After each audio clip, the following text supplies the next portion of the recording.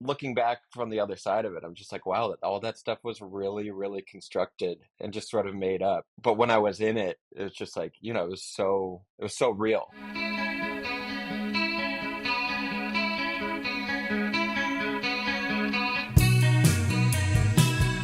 Let's talk about the concept of the yips, which up until recently I have heard only in the context of golf. So tell me what that concept is to you. I think it was popularized in golf, but it's kind of carried over into like kind of like all sports. And it's just sort of like a moment where you just cognitively, something that you've been able to do your entire life, it just stops clicking and you just sort of lose it, whatever it is.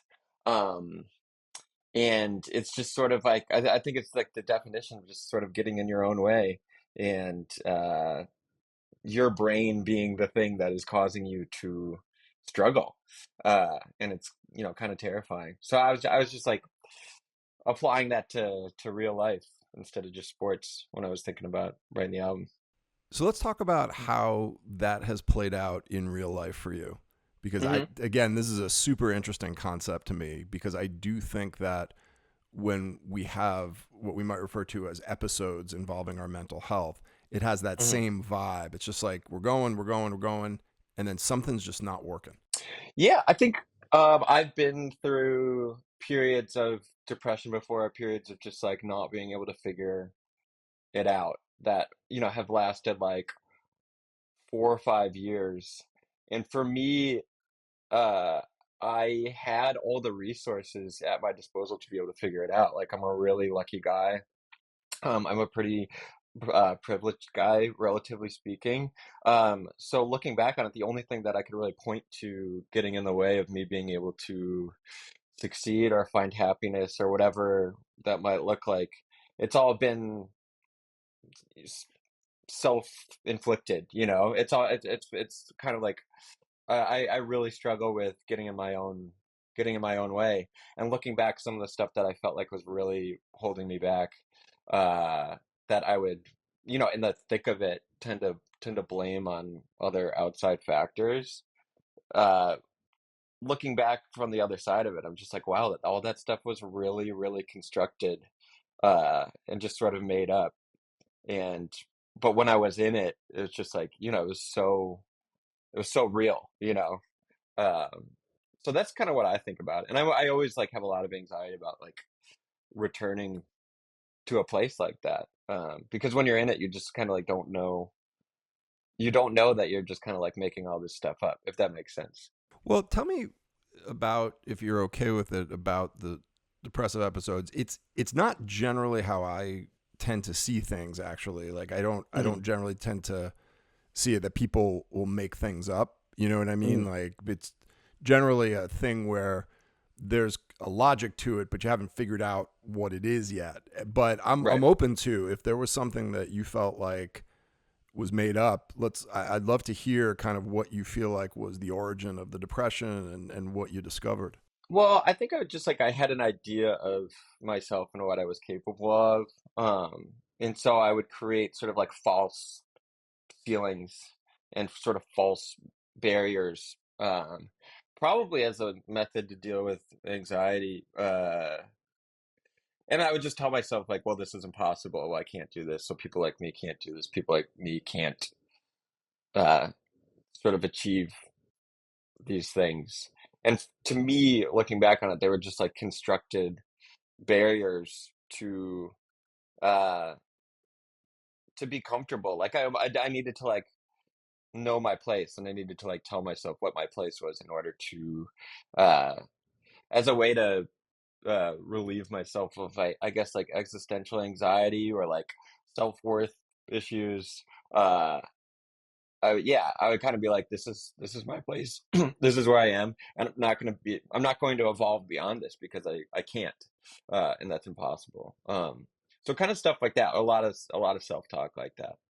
Can we talk about, if you're, again, whatever you're comfortable with, what it Yeah. was that you were aspiring to be, and what were the barriers, especially the idea of, okay, why should you stay in your place, whatever that means? what I was aspiring to be was, I think, was just a fully functional, uh, responsible, and what do you call it? Just sort of like self-sustaining adult entity that took care of himself and could provide for himself and one day a family. Sort of like in the traditional like masculinity sense.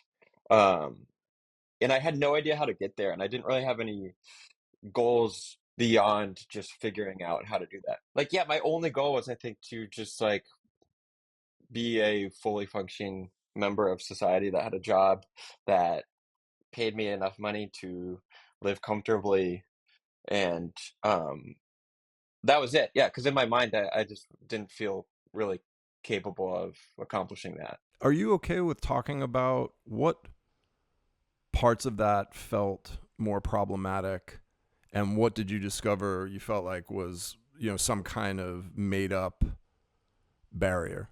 Well, the made up barrier was just like I absolutely am capable of providing myself for myself financially, and like holding down a job and like being good at a job.